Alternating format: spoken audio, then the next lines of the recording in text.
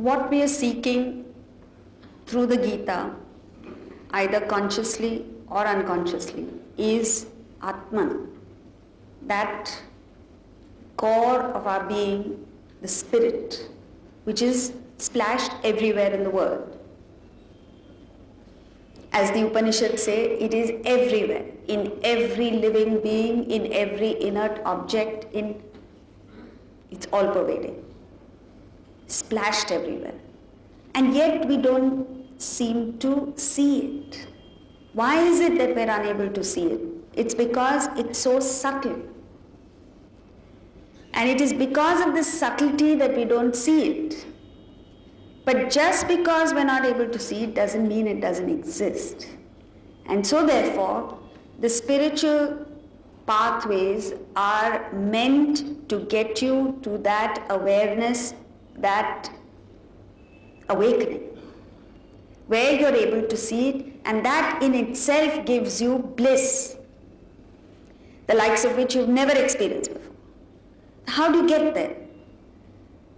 They say it comes from two things. When the intellect becomes single-pointed, focused, and the mind is calm, that's when you see things which earlier you never saw. Even, forget Atman, even ordinary things of life escape your attention when your mind is agitated, when your intellect is not sharp. Isn't that so? Sometimes you go visiting someone and you say, the upholstery is changed, the curtains are changed, everything is changed, you don't even notice it. Why don't you notice it? Because your mind is preoccupied with some problem or the other. Because your intellect is not alert enough to see what's staring you in the face. And when it comes to subtler things, you don't see at all. So, in preparation to receiving the knowledge, the Gita gives out 3 qualities of a student. And the 3 qualities are pranipata, surrender, prashna, question, and the third is seva, service. We misunderstand and think that this is what the Guru wants us to do, wants from us. And therefore we back off.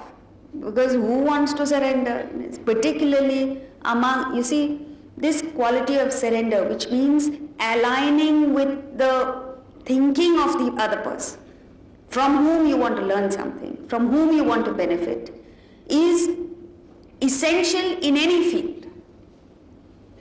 And what it does to our personality is something that you need to understand from a known example. Say, there's something wrong with your system. Physically, you are suffering from an ailment. And you don't know what it is. You don't know what is causing the symptoms. You only experience a certain discomfort, a dis-ease within your system. And you go to a doctor. Now when you go to a specialist, what happens? He sits there, listens to your symptoms, he asks a few questions, he writes a few tests that you have to do and says, don't worry, take these tests, come back. What has he done? Nothing. What has he told you? Very little. Yet, when you leave the doctor's clinic, you are distinctly more at ease than you were before you went to the doctor. What is the difference? The difference is, earlier you did not know, now also you do not know. But the difference is that now you have faith that you have been to a person who understands your problem and who has the capacity to help you out. Right? It is this faith that makes you feel better. But this faith is not blind. Because when you go to the doctor and he tells you, take these tests, come back, and he gives you his diagnosis and his treatment, you ask him questions. If it doesn't register with you, if it doesn't convince you, you ask questions. You ask questions not because you don't have faith in him, not because you're questioning his bona fides, because you want to know so that your actions will come out of your conviction, and therefore you will be able to adhere to the dosage regimen or whatever it is that the doctor prescribes. Right? In the same manner, you and I feel a sense of discomfort, a sense of dis-ease, a sense of mental agitation, disturbance, all sorts of things are going wrong within us at the mental level. And when you turn to the spiritual path and you go to a mentor, a guru, a guide, or you come to the subject itself, you have to approach with surrender, meaning you have to approach with the belief that here is a subject, here is a person who has the wherewithal, who has the knowledge to be able to help me. If you don't have this basic confidence, you're not going to benefit from it. And very often when you go, it's not necessarily with a problem that you go. You might go with a burning desire to know, to get out of your limitations. When you go, the subject, or say for instance you've come here, the Gita opens up a few avenues for us. It doesn't really help us. Help in the sense it's not as if there is instant benefit. Yet, if you're approaching with the right attitude, by the time you finish the interaction at 8 o'clock, I hope, you go with a sense of lightheartedness. Isn't that right? With this feeling that, with what they call as a feel-good factor. You feel good with yourself. Don't say, I go feeling bored. Then it means you have the wrong attitude. Yet, whatever the Gita teaches us, it's not as if you should follow it blindly.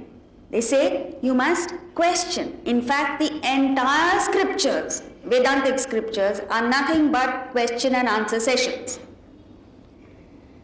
The student goes, the aspirant goes with certain questions that are bothering him, that are not quite fitting in his scheme of things.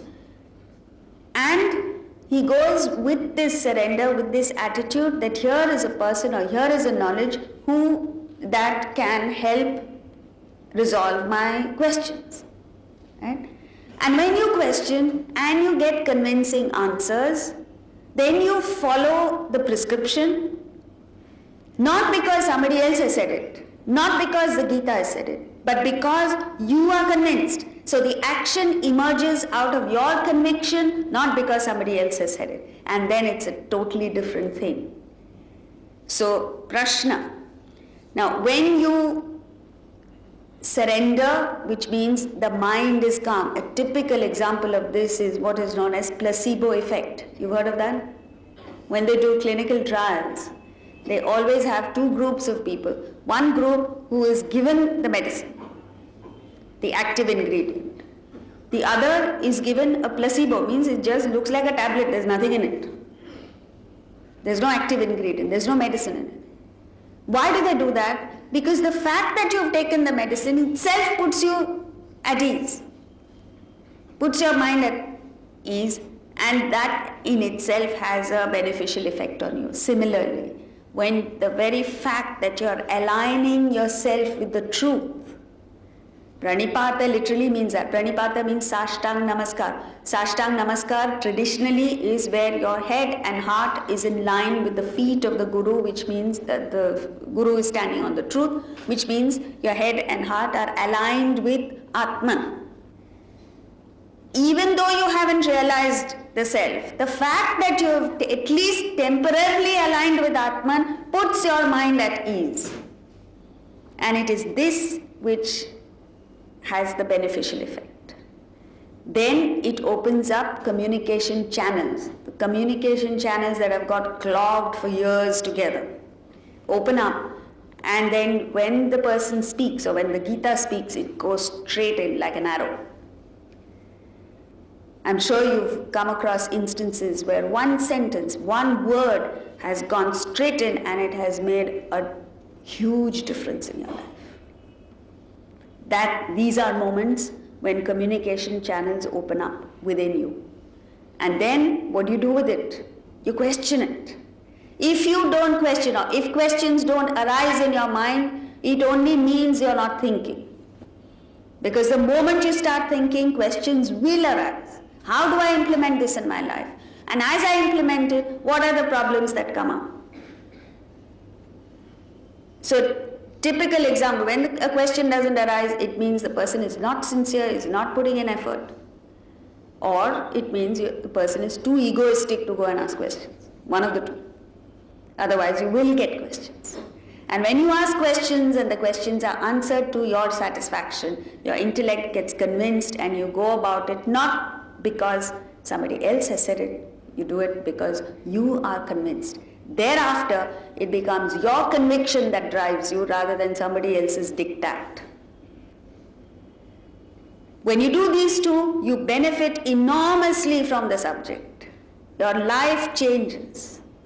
And then, out of a sense of gratitude, out of a sense of thanksgiving, you want to repay for this invaluable, precious knowledge that you have received, and therefore you become service-minded. Now, all these three are supposed to be qualities of a student towards the teacher or towards the knowledge. But once you apply it, it becomes all-pervading. In other words, once you do service, once you become service-minded towards the knowledge or towards the teacher, automatically it spreads and you become service-minded generally towards everybody. If it is selective, then it's not true service-mindedness. If it is only for one particular thing, then you become like competitors. If you are one with my line of thinking, or if you are part of my institution, then you're okay. If you belong to some other institution, then you're my enemy. Then that's not what seva is. Seva is once you become service-minded, then it automatically pervades all your interactions with the world. And these three things, when you put into practice, by God, it sparks you off. It gets you into the right frame of mind where you take in the knowledge, you put it, experiment with it, you put it into practice, it becomes wisdom, as we've seen yesterday. Jnana, Vijnana, Trupta. You become fulfilled as a result of all this, and then you make quick progress towards that state of self-realization. This knowledge, therefore it was that this knowledge which is so precious was given freely. The fact, you see, in the modern world, is anything that is given free you have no value for. If there's a price, a tag attached to it, only then you have value. But this knowledge is so valuable, it's so precious, that you cannot put a price on it. And therefore it must necessarily be given free. What price can you put on it? Now just because you've got it free doesn't mean it has no value. You must remember that. And therefore all of us as students of this knowledge must try our very utmost to put these three qualities integrate these three qualities into our life, and when you do that, you become a completely different person. So with this, we move now to verse 14. Prashantatma vigatabhihi brahmachari vrate stitaha manas samyamyamatchittaha yukta asita matparaha. Let one sit absorbed in union with me as the supreme goal, with mind subdued, tranquil and fearless, focused on me, abiding by the vow of brahmacharya, celibacy. Now, he's continuing with the preparation for meditation. You've not yet got into meditation. These are just the preparatory practices. So the first thing he says is prashantatma, serene-minded. How is a person serene-minded? Because the desires have been controlled, reduced, and eliminate it to such an extent that the mind remains with you. You see, as long as you have desires gurgling in your system, the mind is no longer with you. The mind is already gone to various objects of desire in the world. So when the mind is not with you, how are you going to meditate? Therefore, one of the most important things that we need to do prior to meditation is to get those desires under our control. And then your mind becomes calm, tranquil, poised. According to, see, the spiritual practices are prescribed according to the tranquility of the mind, the degree of tranquility of the mind. At the very highest level, when a person is fully prepared for meditation, the mind is so obedient that when you give it a point of concentration, it remains there until commanded otherwise. As against this, where is our mind? You command it even by mistake. Sometimes you tell the mind, okay, sit here, stay here, concentrate on this. Before you know it, in the next 2 seconds, the mind has gone off. And when the mind goes, wanders, meanders, you don't even realize it till it's gone into the 50th, 100th, 150th thought. And then suddenly you come back and say, how did I get there? How did I think of this? You don't know, you can't even trace back your thinking. So the mind is so restless that it keeps jumping, flitting from place to place. And that mind has to be calmed, made serene, made available to you. So Prashantatma, here's a person who's excelled in controlling the mind. So this person is given meditation. The next step is where the mind still has desires, but along with the desires for a few extroverted things, you also have a very strong desire for the spiritual. So such a person is ready for Upanishadic knowledge. He's still at a very high level of development. And once he follows this Jnana Marga, as you saw yesterday, there are 2 paths. Karma Yoga for those who have a lot of desires, Jnana Yoga for those who have less desires. So he is given this knowledge and that mind then becomes tranquil, prashant.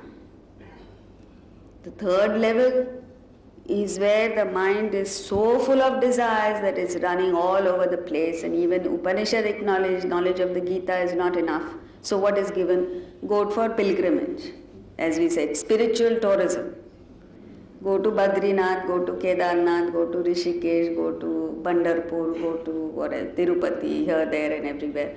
Do fasts and various rituals, and once you do all that, genuinely, sincerely, from the bottom of your heart, then you get your mind to some kind of tranquility where it is ready for knowledge. So, whatever it is. Now, here is a mind that is fully prepared for meditation. Such a mind is fearless, vigata bhihi. Fearless because you are convinced that the law of karma functions. You are convinced that you have done your best to adhere to righteousness, to do what you think is right. So you're fearless not because you think you're 100% right all the time. You're fearless because you know to the extent that you have done right, good things will happen. To the extent that you have done wrong, you have the courage to face up to the ill effects of it. So you're fearless. There is no fear of not getting the fruit because you've put in your best efforts. And there is no fear of the unknown, no fear of death, no fear of, what will happen to me if I don't get, no such fear. Next, he gives 3 disciplines: physical discipline, mental discipline, intellectual discipline. Physical discipline, brahmacharya vrate sthitaha. Sthitaha, firm in the vow of brahmacharya. Now, brahmacharya is not celibacy as it is translated. Brahmacharya, if you get down to the root of it, it is Brahmani Charati iti Brahmacharya, means one who walks in the path of Brahman. So what it means is, when you have your attention focused on getting to the state of self-realization, getting to the state of Atman, Brahman, then whatever temptations come your way or whatever desires you have within you for objects of the world, you wait in the light of your path and your goal. And if that activity comes in the way of your progressing towards your goal, you say no to it. If it doesn't come in the way, your intellect sanctions it, you go ahead and enjoy whatever the world has to offer. So brahmacharya is not unintelligent denial, nor is it indiscriminate indulgence. It is the middle path, as Buddha called it, madhya pantha, so that you don't get frustrated and you don't indulge so much that your mind is not available for any discipline. Mental discipline, mana sanyamya. The mind is controlled. You don't fall a prey to passing whims and fancies. You don't fall a prey to mere likes and dislikes of the mind. You don't submit to emotional moods that you go through. You have a fixed direction. There's a fixation in your mind. This is the direction in which I'm going. And you don't allow the wavering mind to come in the way of your pursuit. These three disciplines. The next is Machittaha. The gross intellect has to be focused on the goal at all times. So these three disciplines, Brahmacharya, sense control, mind control, not falling a prey to the wavering, the meanderings of the mind, just mere whims and fancies of the mind, and having a fixation, intellectual fixation, is something that is very important in the achievement of success in any field, material or spiritual. Nowadays you find young people extremely talented and have enormous knowledge compared to previous generations. Opportunities are beckoning to them. And yet, they waver. Why do they waver? Because they're not practicing brahmacharya, sense control. They're not able to get that mind under their supervision because the intellect is not guided. In our educational system, see, there are two things that need to be done right from childhood. The mind itself has to be educated so that you cultivate fine tastes, sattvic tastes, right from childhood. Second, the intellect has to be reinforced so that even a refined mind which tends to play truant is well under the control of the intellect. Now, in today's upbringing, neither is the mind exposed to fine tastes. Why? Because you're so mad, crazy after just getting marks and academics and money, and that's all that you're concerned. And the intellectual reinforcement is definitely not done because you don't know it. The older generation doesn't know it, the teachers don't know it. What are we going to teach the children?